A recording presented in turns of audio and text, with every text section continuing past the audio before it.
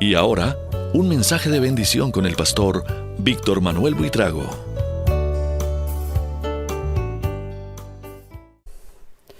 Vamos entonces en este momento a orar y vamos a pedirle a Dios que Él nos bendiga y nos ayude en este día. Padre, te damos gracias por tu amor y por tus bendiciones y porque en este momento estás aquí con nosotros.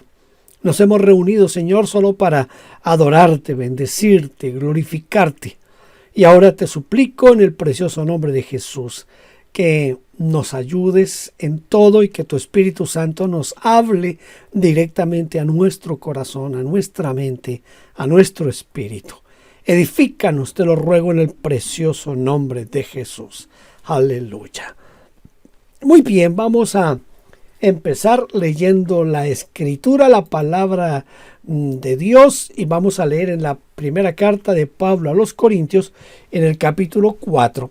Voy a estar utilizando Corintios del capítulo 4 del versículo 1 hasta el 21, pero voy a iniciar leyendo solamente hasta el versículo 6. Así que a Apolos y a mí considérennos como simples siervos de Cristo, a quienes nos encargó la tarea de explicar los misterios de Dios. Ahora bien, alguien que recibe el cargo de administrador debe ser fiel. En cuanto a mí, me importa muy poco cómo me califiquen ustedes o cualquier autoridad humana. Ni siquiera confío en mi propio juicio en este sentido. Tengo la conciencia limpia, pero eso no demuestra que yo tenga razón. Es el Señor mismo quien me evaluará y tomará la decisión. Así que no juzguen a nadie antes de tiempo, es decir, antes de que el Señor vuelva, pues Él sacará a la luz nuestros secretos más oscuros y revelará nuestras intenciones más íntimas.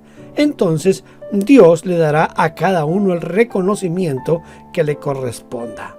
Amados hermanos, puse el caso de Apolos y el mío propio como ilustración de lo que les vengo diciendo. Si prestan atención a lo que les cité de las Escrituras, no estarán orgullosos de uno de sus líderes a costa del otro. Quiero hablarles acerca de los siervos de Dios. En Efesios capítulo 2, el versículo 19 y 20. Déjenme, yo busco aquí rápidamente Efesios capítulo 2, versículos 19 y 20. Es importante que leamos la Escritura porque todo lo que nosotros digamos o hagamos tiene que estar basado en la palabra de Dios. Dice Pablo en Efesios 2, 19 y 20, así que ahora ustedes, los gentiles, ya no son unos desconocidos ni extranjeros, son ciudadanos junto con todo el pueblo santo de Dios, son miembros de la familia de Dios. Juntos constituimos su casa, la cual está edificada sobre el fundamento de los apóstoles y los profetas, y la piedra principal es Cristo Jesús mismo. Entonces, acabamos de leer en el pasaje de Efesios, donde el apóstol Pablo está hablándonos acerca de los apóstoles, y él lo está haciendo para reclamar, si es que se puede decir de alguna manera, para reclamar su lugar dentro de los apóstoles. El apóstol Pablo fue un poquito complicado y difícil que lo aceptaran dentro del grupo de los apóstoles. Realmente él logró ocupar ese puesto por el fruto de su ministerio, de su trabajo. De otra manera, le hubiera quedado imposible ser aceptado como apóstol. Vamos a ver cómo Pablo nos presenta el ministerio y al ministro. Note, voy a hablarles de cómo Pablo presenta a los dos, tanto al ministerio como al ministro. Acabamos de leer en Efesios 4 del 1 al 6, les dije que íbamos a tomar en cuenta todo lo que tiene que ver con primero a los Corintios capítulo 4 del 1 al 21. Entonces, quiero que usted esté pendiente de su Biblia, si le es posible tener su Biblia, téngala ahí lista, porque vamos a estar recorriendo todo el capítulo 4, bueno, por lo menos hasta el versículo 21 de Primera a los Corintios. Hoy estoy como un poquito trabada la lengua, y sí, es todo el capítulo que vamos a ver aquí hoy. Muy bien. Primero, entre el versículo 1 y el versículo 6, Pablo nos habla acerca de el ministro fiel. El término que utiliza el apóstol Pablo aquí es el término upereles, que significa siervo, esclavo. Recuerden que el apóstol Pablo se presentó la mayoría de las veces como esclavo de Jesucristo. Yo soy esclavo de Jesucristo. Para el apóstol Pablo era muy importante que sus oyentes o sus lectores entendieran la posición que él tenía, más que apóstol, más que ministro, él era un esclavo del Señor Jesucristo, era esclavo de Cristo Jesús. Utiliza también el término iocononos, que significa administrador. El requisito principal del mayordomo es ser fiel. Y si algo falta hoy, desafortunadamente, es la fidelidad. No somos fieles como debiéramos serlo.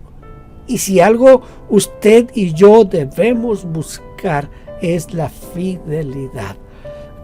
Mire, Pablo y Apolos eran siervos, eran ministros, y ellos debían ser juzgados no por el hombre, no por las personas, sino por el Señor. Note que entre los versículos 3 y 7, el apóstol Pablo está diciendo que quien debe juzgarlos es el Señor. Dice: en cuanto a mí, me importa muy poco cómo me califiquen ustedes o cualquier autoridad humana. Es fácil hoy criticar y comparar ministerios.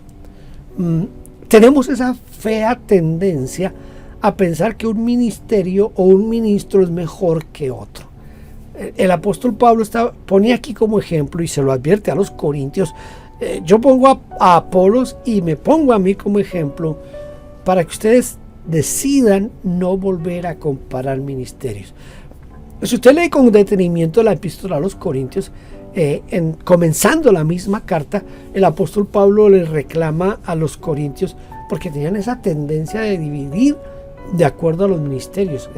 El apóstol Pablo les dice: unos dicen que yo soy de Apolos, otros que yo soy de Pablo, otros que yo soy de Pedro, y otros dicen que yo soy de Cristo. Había 4 grupos en Corinto y todos estaban mal. Todos los 4 grupos estaban mal porque estaban haciendo una división en el cuerpo de Cristo Jesús.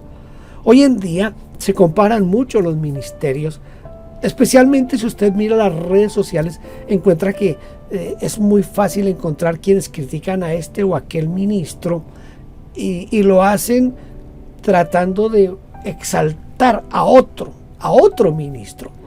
El apóstol Pablo está diciendo: no, nadie nos debe juzgar a nosotros en cuanto al ministerio. Quiero leerle lo que dice Romanos 14:4. Dice: ¿quién eres tú para juzgar a los sirvientes de otro? Su amo dirá si quedan en pie o caen, y con la ayuda del Señor quedarán en pie y recibirán la aprobación de Él. Note que el apóstol Pablo aquí está hablando acerca de nadie puede juzgar el ministerio de nadie. No hay un ministerio superior a ninguno. Es un error cuando los tratamos de comparar. Mire, yo escribía hace poco acerca de esto y cómo algunos, por ejemplo, comienzan a comparar evangelistas. Algunos dicen: el mejor evangelista que hemos tenido en los últimos 50 años es Luis Palau.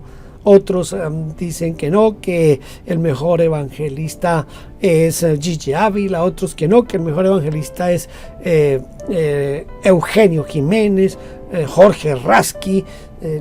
Claro, estoy hablando desde el punto de vista latinoamericano. Y Cada quien tiene un evangelista que piensa que es mejor que el otro. Igual pasa con los maestros de la Biblia. Algunos piensan que es mejor este o aquel. Pero es un error. Nosotros no podemos estar juzgando ministerios y diciendo que uno es mejor que otro. Cuando usted está sobrevalorando un ministerio, está menospreciando los demás. Dios será quien juzgue. Pero ¿sabe una cosa? Hay algo aquí en este texto que muy pocos de nosotros tomamos en cuenta. Dice aquí el apóstol Pablo, dice lo siguiente. Dice el versículo 5. Así que no juzguen a nadie antes de tiempo, es decir, antes de que el Señor vuelva, pues Él sacará a la luz nuestros secretos más oscuros y revelará nuestras intenciones más íntimas. ¿Qué es lo que va a juzgar el Señor en realidad en el tribunal de Cristo, según este texto que tenemos aquí de Corintios?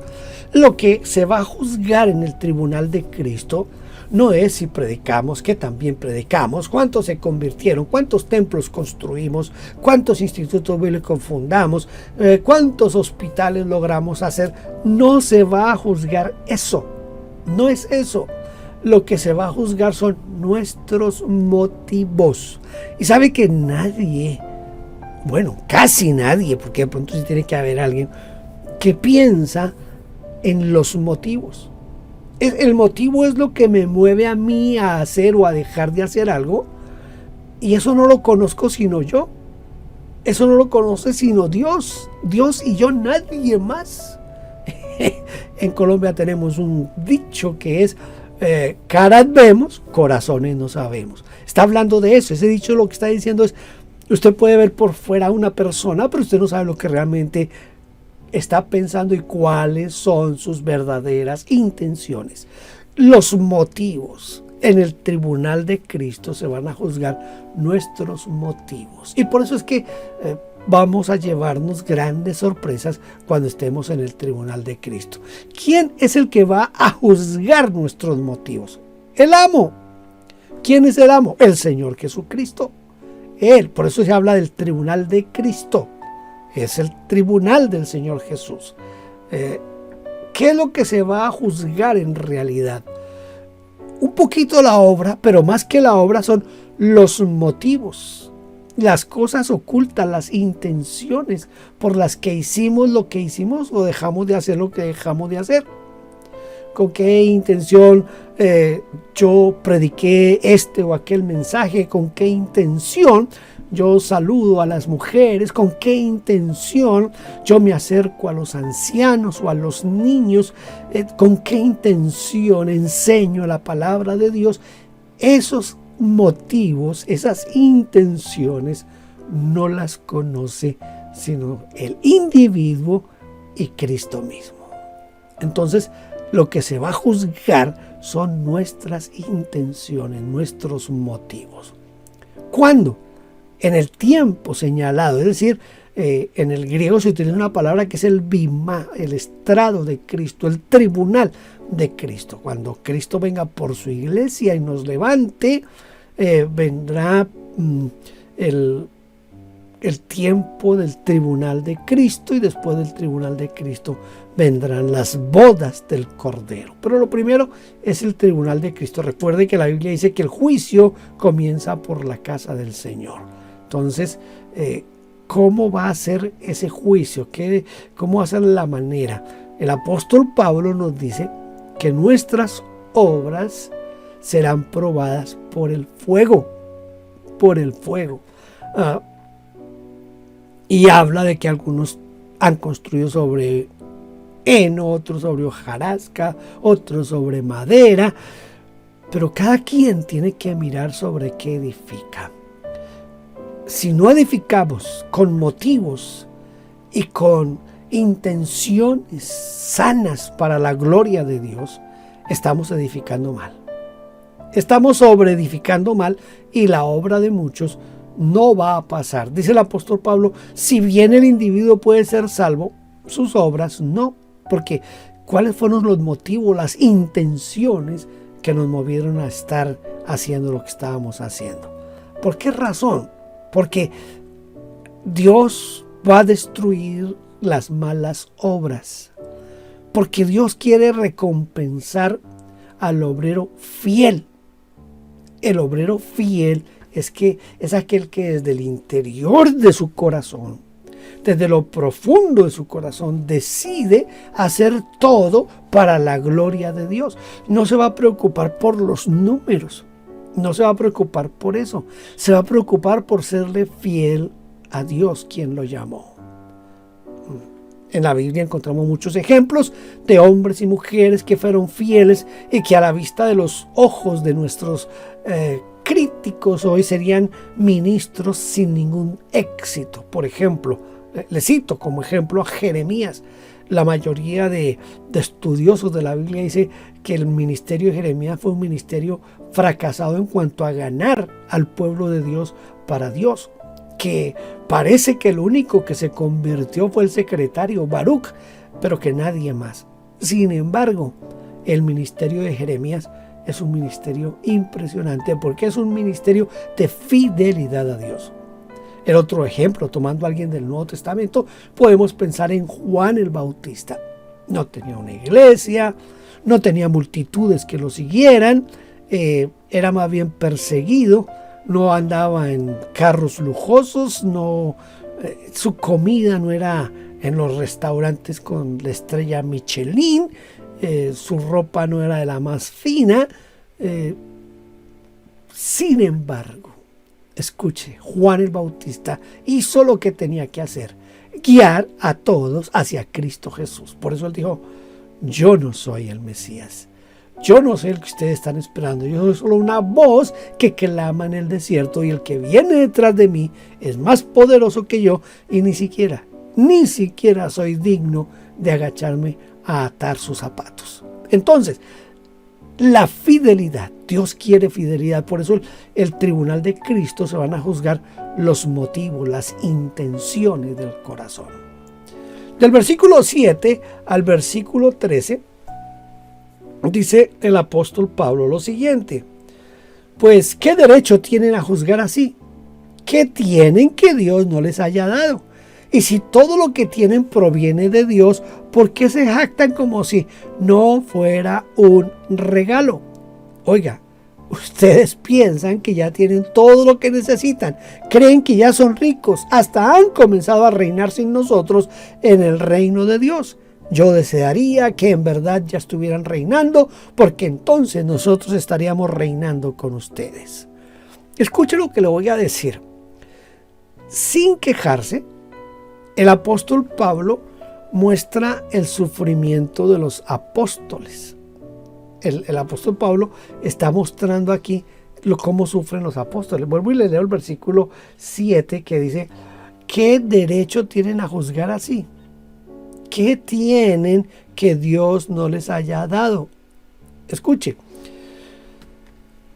lo que tienen los ministros, lo que tienen los líderes como Pablo, como Apolos y los líderes locales de la iglesia de Corinto y cualquier cristiano en el mundo, lo que tiene es regalado, prestado se podría decir, es regalado, es un don de Dios. Es Dios quien les ha dado eso. Porque entonces nos jactamos del ministerio que nosotros tenemos si no es nuestro. Es Dios quien nos lo ha dado. Lo que ellos tienen, lo que nosotros tenemos, lo que los líderes tienen, lo que los ministros tienen, es don que Dios nos ha dado. Mire, somos muy necios cuando aceptamos los valores del mundo para juzgar los ministerios y para nosotros que somos ministros creernos más que los demás. ¿Por qué voy a tener yo que creerme más que nadie? Si no soy más que nadie, no soy menos que nadie. Yo fui llamado por el Señor, usted ha sido llamado por el Señor, usted está sentado ahí en la banca de la iglesia porque es Dios quien lo trajo. Fue Dios quien lo trajo a su redil y usted pertenece a Dios, y lo que usted tenga, ya sea en lo espiritual, en lo material, Dios se lo ha dado. No es por sus méritos, es porque Dios se lo ha dado. En el versículo 9, el apóstol Pablo dice lo siguiente: pero a veces pienso que a nosotros los apóstoles Dios nos puso en exhibición como prisioneros de guerra al final del desfile del vencedor, condenados a muerte. Nos hemos convertido en un espectáculo para el mundo entero, tanto para la gente como para los ángeles. Es decir, que son expuestos a la vergüenza pública. Pablo pinta el cuadro de esos generales romanos cuando llegaban de las batallas, y el general venía en primera, él era el que encabezaba el desfile de entrada a la ciudad de Roma. Detrás de él venía su ejército, detrás del ejército venía todo lo que ellos habían conquistado, las riquezas que traían, y al final venían los soldados que habían sido tomados como rehenes. La mayoría de las veces venían desnudos y los traían amarrados y los exhibían como vergüenza, para que sintieran vergüenza. El triunfo era el del general que estaba entrando allí. Pablo está tomando ese cuadro y Pablo está diciendo: nosotros somos exhibidos públicamente. Es decir, nosotros somos los últimos de la fila, somos los que más debemos sentir vergüenza. Entonces nosotros tenemos un problema hoy en día, es que nadie quiere ocupar ese lugar. Nadie quiere estar atrás, nadie quiere estar puesto en vergüenza o siendo exhibido públicamente, porque no queremos eso. Todos queremos estar en el primer lugar, en las primeras sillas. Todos queremos que nos llamen reverendo, que me llamen mi apóstol, que me llamen mi profeta, que me llamen, y hemos buscado siempre estar arriba. Pero Pablo dice: Dios nos ha puesto en vergüenza, nos está exhibiendo públicamente. Los más altos honores para un siervo de Dios no son los honores que dice que da el mundo, no es el estatus, el escalafón, la fama, la fortuna, sino que los altos honores de un verdadero siervo de Dios es ser considerado necio por el mundo. Somos llamados necios por el mundo. El apóstol Pablo ha dicho antes que somos vasijas de barro, y que en esas vasijas de barro se ha depositado un gran tesoro, el tesoro de Dios en nosotros. Otro de los honores que podemos tener nosotros como siervos de Dios es bendecir a quien nos persigue y a quien nos maldice. Esto es complicado. Mire, usted dése una vuelta algún día de esto, dése una vuelta por el canal de YouTube y dése cuenta la cantidad de ministros que son juzgados, que son vituperados, pero también la cantidad de ministros que se defienden, que tratan de patalear de que esto, que aquello, pero no debiéramos de estar en eso. Si yo soy un siervo de Dios, yo tengo que pensar en qué es lo que Dios requiere de mí. Y si yo estoy haciendo lo que Dios requiere de mí, a mí no me debe importar si al mundo le gusta o no le gusta lo que yo estoy haciendo. Lo que me debe importar es que yo sea fiel delante de Dios. Por eso, otro de los honores de un verdadero siervo del Señor es soportar la persecución. Soportar la persecución. Claro, hablar de eso en este tiempo, con los estándares de este tiempo, yo sé que es un poco difícil y complicado. ¿Por qué? Porque hoy la mayoría de ministros andan en lujosos autos, vistiendo los mejores trajes, su casa está en el mejor lugar de la ciudad, y algunos hasta andan con guardaespaldas y con carros blindados. yo a veces pienso en el Señor Jesucristo, o en el apóstol Pablo, o en Pedro, no sé. Pienso en ellos viéndolos en un carro blindado y con escoltas, y ellos con una pistola en la cintura. Hoy andan así muchos ministros, andan armados, y si no andan ellos armados, tienen alrededor de ellos 3, 4 personas que sí están armadas para defenderlos. ¿Es eso estar dispuestos a sufrir la persecución? No, yo creo que no. Yo creo que no es así. Mire, quizás el ejemplo que voy a dar no venga mucho al caso, pero de pronto nos puede dar una idea de, pues, de cierto nivel de humildad, podríamos decir. Uno de mis cantantes favoritos toda la vida ha sido Elvis Presley. Y pues yo ando mirando videos de Elvis, películas de Elvis. He traducido algunas de las canciones de Elvis y las he subido al canal de YouTube. Pero mire, de lo que voy a hablar es de lo siguiente. Elvis Presley, en varios conciertos, de pronto él dejaba el micrófono a un lado y se bajaba y se metía entre la gente. Se metía entre la gente que había ido a ver a su concierto, y comenzaba a besar todas las mujeres. Y las mujeres venían y se le colgaban al cuello y él las besaba, y en un concierto, ¿cuántas mujeres besaba Elvis Presley? Es diferente a otros cantantes que no permiten que los fans lleguen siquiera a 1 o 2 metros de distancia de él. Un hermano miembro de la iglesia donde yo pastoreo en London, y había un hermano, ya no está con nosotros, él asistía a una iglesia en Miami, y él tenía ese pastor como lo más alto de su, es decir, es nada como estar en esa iglesia. Y él me dice, un día yo iba a ir al baño, y cuando yo iba para el baño, de pronto 4 hombres grandes, bien grandes, me detuvieron y me dijeron, no puede salir. Y yo, no, pero si yo únicamente voy al baño. No puede salir porque en este momento va a pasar el pastor. Y cuando él se, como así, ¿qué tiene que ver con que venga el pastor? Y cuando el pastor venía por ese pasillo, venía rodeado, él dice que por lo menos 12 hombres lo venían rodeando, así cogiéndose de las manos, y el pastor venía en la mitad. Y el hecho es que a él se le cayó el ídolo en ese momento, el hombre intocable, no lo podían tocar. Yo no me imagino a Pablo, no me imagino a Pedro, no me imagino a Bernabé, no me imagino a ninguno de ellos, a Apolos o a Felipe, con toda esa parafernalia, porque ellos entendían que el ministro tiene que ser ejemplo. Ejemplo. Mira lo que dice el versículo 14 en adelante. Dice el apóstol Pablo, no les escribo estas cosas para avergonzarlos, sino para advertirles como mis amados hijos.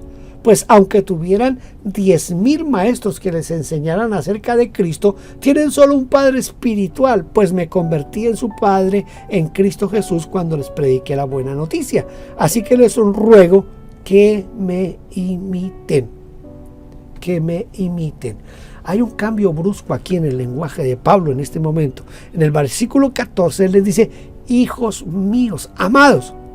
Es ese contraste con el versículo 16, pero que de todas maneras trata de guardar cierta armonía. ¿Qué derecho tenía Pablo sobre los corintios? Mire, como fundador, porque era el fundador de la iglesia en Corinto, acuérdense, él fue el que comenzó la iglesia allí en Corinto. Como fundador era padre espiritual. A mí poco me gusta este término de padre espiritual si no se usa en su verdadera dimensión. Porque es que hoy, cuando un pastor se hace llamar papá, él tiene otras intenciones. Las intenciones de él es manipular a la congregación. Si su pastor se hace llamar papá, húyale a ese pastor. Bueno, dejemos el asunto ahí. Pero Pablo sí era padre espiritual de los corintios. Pero, aunque él no reclama, porque no le está reclamando ese derecho, sí les recuerda, no que él sea el padre espiritual, sino que les está diciendo, mire, sin el evangelio ustedes no son nada, no son nadie. Sin el evangelio deben agradecer que el evangelio llegó a ellos por medio del apóstol Pablo. ¿Cómo llegó el evangelio a su vida?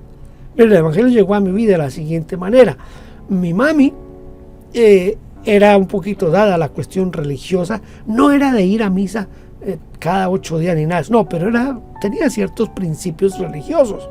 Un día la vecina, ella se llamaba Tránsito Castelví, viene y le dice a mi mami, bueno, mi papá compraba un periódico, el periódico principal en Colombia, todos los días lo compraba. Entonces salió un artículo acerca de Jesús. Yo no recuerdo muy bien qué era lo que decía el artículo, pero mi mami fue y se lo compartió a la vecina, la señora Tránsito, y la señora Tránsito aprovecha el artículo para hablarle a mi mamá acerca de la iglesia, de llevarla al culto. La medio evangelizó y la llevó a la iglesia. Mi mamá se convirtió, pero se convirtió con todo. Y cuando llegó a la casa después del primer culto, ella lloraba de felicidad, de una felicidad impresionante, porque se había encontrado con Cristo Jesús. Después de eso comenzó a llevarnos uno por uno. El argumento que usó mi mamá siempre fue: alguien tiene que acompañarme, porque la iglesia quedaba bastante lejos de nuestra casa. Y como se salía tarde de la noche, ella esperaba que alguien la acompañara. Entonces ella llevaba, cada vez que iba al culto, llevaba uno diferente. Yo creo que fui el último en asistir. Pero un día llegué allá a la iglesia. Si no hubiera sido por la señora Tránsito, nosotros no hubiéramos conocido a Cristo Jesús. Mi mami se encargó de evangelizar todo ese vecindario donde nosotros vivíamos. Mi mami los evangelizó a todos. No creo que se haya quedado ni un solo vecino sin escuchar de Cristo y sin haber asistido por lo menos una vez a la iglesia, porque mi mami los evangelizó. ¿Cómo llegó el evangelio a su casa? ¿Cómo llegó el evangelio a su vida? Usted tiene que dar gracias por la forma en que llegó el evangelio a su vida. Pablo le está haciendo a los corintios aquí: den gracias porque yo vine y yo les hablé de Cristo Jesús. Y Pablo les dice: sigan mi ejemplo. El ministro, el obrero, tiene que ser ejemplo a la congregación. Seamos ejemplo a la iglesia donde Dios nos ha puesto a ministrar. Usted no es pastor, usted es un líder de la iglesia. Sea ejemplo como líder. Usted no es pastor, usted no es líder. Sea ejemplo a su familia, lo que es la vida cristiana. Sea ejemplo a sus vecinos de lo que es la vida cristiana. Pero tenemos que ser ejemplo. Y algo bien especial, que Pablo vivía lo que predicaba. Porque ese es un problema serio hoy. Bueno, no hoy, sino casi siempre ha sido ese problema de predicamos, pero no aplicamos. Predicamos, pero no vivimos. Algo importante es vivir lo que se predica. Pablo tiene que mostrar autoridad ante aquellos que se habían envanecido. Recuerde que la iglesia de Corinto era una iglesia donde había muchos dones espirituales. Se manifestaban los dones, los de sanidades, milagros, palabra de ciencia, lenguas, profecía. Todos los dones se manifestaban en la iglesia en Corinto, y por eso algunos se inflaron. Recuerde siempre esto: no importa el ministerio que usted haga, siempre recuerde que lo que usted hace es por la gracia de Dios, y que Dios es quien lo ha llamado, y que Dios es quien lo ha capacitado, y que todo lo que usted haga, todo lo que yo haga, debe ser hecho para la gloria de Dios. Mire, ya para terminar esta parte, debemos ser fieles en hacer el trabajo que Dios nos asigna. Mire, no importa, yo estoy hablándole a todos, no solo a ministros, no solo a pastores, estoy hablándole a cualquier creyente, porque todos nosotros, recuerde esto, cada uno de nosotros somos sacerdotes, somos real sacerdocio, nación santa adquirida para la gloria de Dios. Entonces todos tenemos algo que hacer. ¿Entiende eso? Entonces lo que estoy diciendo aquí no es solamente para los que están como pastores o líderes dirigiendo una iglesia o un ministerio, no, para cualquiera que haya aceptado a Cristo como su Señor y Salvador. Entonces debemos ser fieles en usar todo lo que Él nos ha confiado. ¿Qué es lo que Dios nos ha confiado? Nos ha confiado el Evangelio, nos ha confiado talentos, dones, nos ha confiado tiempo, oportunidades, nos ha confiado finanzas. ¿Cuántas cosas nos ha confiado el Señor? ¿Y para qué nos las ha confiado? Para que nosotros lo pongamos a su servicio para la gloria de Dios. Debemos ser fieles y estar dispuestos al sufrimiento. Yo sé que lo que les estoy diciendo a muy pocos les gusta, pero tenemos que ser fieles y estar dispuestos al sufrimiento. Y quizás como frase final, no comparemos ministerios, no lo hagamos. Lo hemos hecho, no lo volvamos a hacer. Todos tienen un ministerio que cumplir. Cada uno tiene que darle cuentas a Dios de eso. No juzgue, no diga que este es mejor pastor que este, o que este es mejor ministro que este, o que este es mejor profeta que este, o que... No juzguemos más eso. Dejemos que sea Dios quien juzgue y Él va a darle a cada uno según lo que haya hecho. Padre, yo te doy gracias por tu palabra y por lo que tú nos hablas en este día. Y te ruego en el precioso nombre de Jesús que nos ayudes a ser fieles. Si algo necesitamos, Señor, ser fieles. También te ruego que nos ayudes a tener motivos, intenciones santas, puras para tu gloria y tu alabanza. Ayúdanos, Señor, a ser mejores, a ser ejemplo a otros, Dios mío. Que podamos pedirle a la gente que sean como nosotros, porque esto es una forma de mostrar que te amamos, que somos fieles y que te servimos a ti, Señor. Gracias en el precioso nombre de Jesús. Amén. Gloria a Dios. Dios les bendiga. Deseo que el Espíritu Santo les siga hablando a través de la palabra. Gracias por vernos. Déjenos su huella suscribiéndose y comentando. No olvide campanita y compartir. Dios le bendiga.